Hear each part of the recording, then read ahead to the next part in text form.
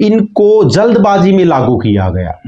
इसमें सभी तथ्यों का ध्यान नहीं रखा गया था, क्योंकि ऐसा कोई जरूरी नहीं कि सिर्फ SC ST और डिसेबल के साथ ही भेदभाव हो, डिस्क्रिमिनेशन हो, जर्नल के साथ भी हो सकता है, ओबीसी को भी ओबीसी यानी को शामिल किया गया वकील साहब। वो ठीक, वो बिल्कुल अच्छा था कि अगर किसी के साथ कोई जाति होती है तो उसको राइट दिया गया था, उसकी सिक्योरिटी दी गई थी। कोई फॉल्स कंप्लेंट होती है उसके लिए भी स्पेशल होना प्रोविजन होना चाहिए था, लेकिन ये बड़ा अच्छा किया सुप्रीम कोर्ट ने। फिलहाल उस पर रोक लगाई है, वो जो इंतरिम रोक है। सरकार को कोई कानून लागू करने से पहले बस ये और सोचना चाहिए कि इसका मिसयूज कैसे रोका जा सकता है, या यदि कोई इसका मिसयूज करता तो उसको क्या पुनिशमेंट दी जा सकती है। नमस्कार दोस्तों आज यूजीसी मामले में एक बहुत बड़ा मोड़ आया है, और जो देश में पूरा जो प्रोटेस्ट चल रहा था सवर्ण समाज को लेके, जो गाइडलाइंस जारी की गई थी, इनको चेंज कर दिया। सुप्रीम कोर्ट ने ऐतिहासिक फैसला लिया है और दोबारा से 2012 की गाइडलाइंस को ज्यों का त्यों रख दिया गया है। वकील साहब पहले अपना नाम बताइए।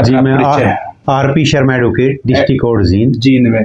तो वकील साहब, जो आज यूजीसी पर जो नए जो रूल लागू किए थे उनके ऊपर आज स्टे कर दिया गया, वो थोड़ा सा बताइए कि क्या ये ऐतिहासिक फैसला सुप्रीम कोर्ट का कहाँ तक ठीक है, और इसके बारे में थोड़ा बताइए। जी सर, देखिए सर, जैसे कि 2012 के जो रूल थे यूजीसी के, यूनिवर्सिटी ग्रांट कमीशन, यूनिवर्सिटी जो उसके अंडर में स्टूडेंट होते हैं जो हायर एजुकेशन के लिए जाते हैं, उनके लिए रूल बनाती है ताकि अच्छी तरह से मैनेजमेंट हो सके, उन रूल के अकॉर्डिंग स्टूडेंट को फैसिलिटी दी जा सके। जैसा कि पुराने रूल थे उसमें भी एंटी रैगिंग था, एक अलग से स्पेशल कानून आ गया था, या किसी को अगर किसी प्रकार के हरासमेंट हो तो उसके लिए स्पेशल प्रोविजन थे। लेकिन जैसा कि 2026 में कुछ ये जो लागू हुए हैं, ये नए रूल लागू हुए, इसमें स्पेशल 3 बातें और साथ में जोड़ दी थी।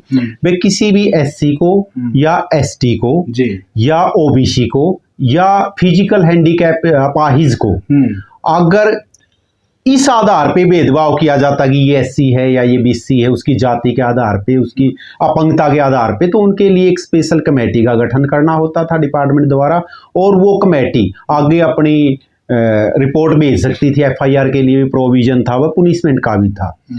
ये रूल जो लागू किए गए हैं, इनकी डीमेरिट और मेरिट तो बाद में पता चलनी थी, लेकिन इनको जल्दबाजी में लागू किया गया।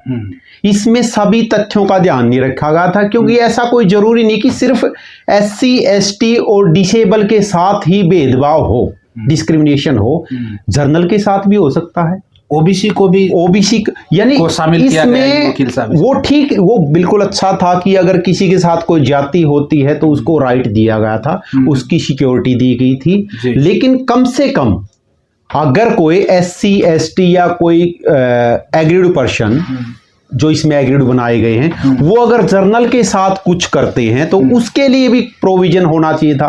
अगर कोई फॉल्स कंप्लेंट होती है उसके लिए भी स्पेशल प्रोविजन होना चाहिए था, लेकिन ये बड़ा अच्छा किया सुप्रीम कोर्ट ने। फिलहाल उस पर रोक लगाई है, वो जो इंतरिम रोक है।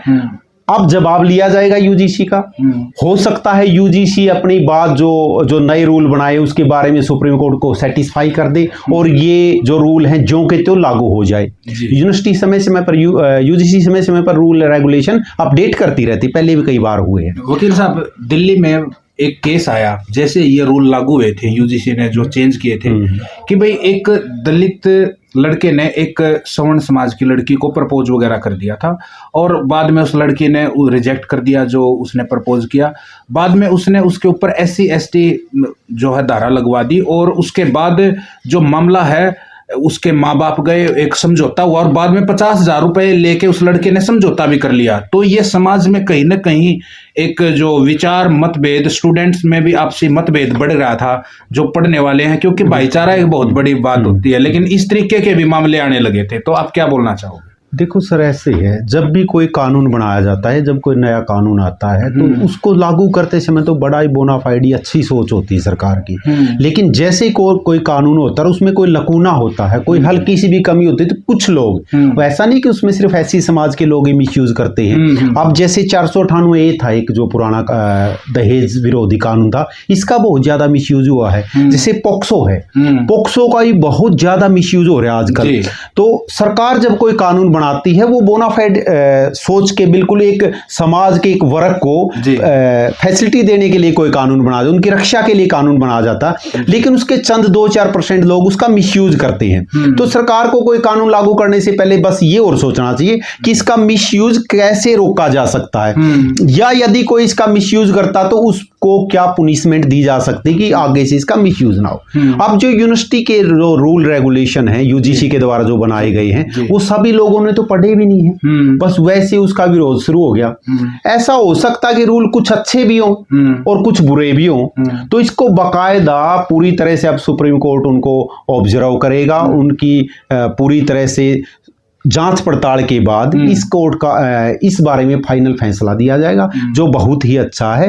अगर जिसने भी ये पेटिशन फाइल की है उसकी पेटिशन में कोई मेरिट पाई जाती है तो अलाउ हो जाएगी, नहीं तो नेक्स्ट डेट पे देखते हैं सुनवाई। ओबीसी को भी, ओबीसी तो ये लगा लो कि बिल्कुल जनरल और ओबीसी में कोई फर्क ही नहीं है, जो गुज्जर हैं, यादव हैं, चाहे और भी कोई काफी सारी चीजें हैं, तो बिल्कुल सैनी है, बिल्कुल उसमें कोई फर्क ही नहीं है, लेकिन उनको डाल देना और वो SC ST एक्ट लगवाएं, तो ये तो समाज के अंदर बहुत ज्यादा गैप पैदा कर रहा था वकील साहब ये चीजें। सर इसमें ये था कि अगर जो SC ST एक्ट है ना वो तो सिर्फ तभी लग सकता जब वो SC ST जाति से संबंधित हो। इसमें तो क्या था, जो नई रेगुलेशन थी कि अगर किसी समाज के किसी वर्ग को, जैसे हम बोल नहीं सकते सोशल मीडिया पे, तो कई BC समाज की भी, OBC समाज की भी ऐसी जातियां हैं जिनको उनके जाति के आधार पर भी हरास कुछ लोग कर देते, जो 2-4-5% चंद लोग होते हैं। ठीक है, अब कानून तो ठीक था, लेकिन इसमें क्या है कि इसका मिसयूज होने का ज्यादा डर होता है, इसमें तो इसलिए ये जल्दबाजी में लागू नहीं करने होते, इसके लिए पूरी सोच समझ के ही लागू करने होते।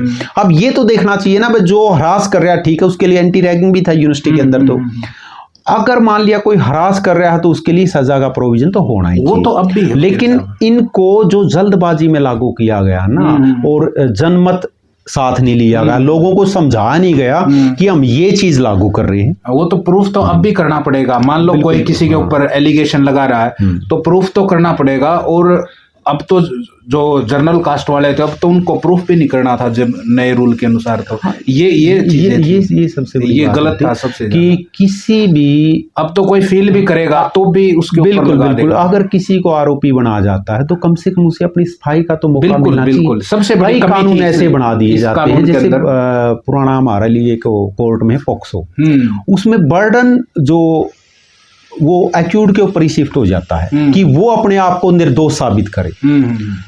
अब जो ये रूल बनाए गए हैं, इनको अगर प्रॉपर जो विधि के ज्ञाता होते हैं ना, अच्छे जो, अगर उनसे पूरा वेरीफाई करवा के, अपने जो कॉन्स्टिट्यूशन में इक्विटी का राइट है, समानता का राइट है, तो उसके अनुसार इसको बनाते तो इसमें कोई दिक्कत नहीं आनी थी। ये जल्दबाजी में बनाया और लागू किया गया रूल रेगुलेशन थी, जो चैलेंज होनी ही चाहिए थी, और सुप्रीम कोर्ट ने बड़ा अच्छा किया है जो इसको मीन टाइम नेक्स्ट डेट के लिए रोक दिया गया है। नेक्स्ट डेट के बाद देखा जाएगा, ईच एंड एवरी फैक्ट को देखा जाएगा, सिचुएशन को देखा जाएगा, ये भी देखा जाएगा कि इसका मिसयूज कितना हो सकता है या ये कितने लोगों के लिए बेनिफिशियरी हो सकता है।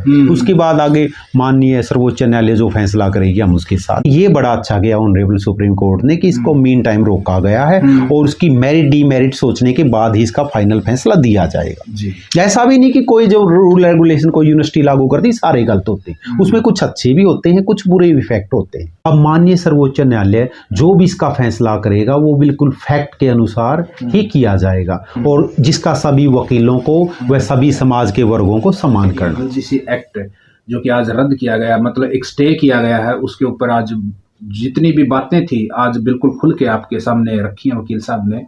तो फिलहाल के लिए बने रहिए हमारे साथ। जय हिंद दोस्तों।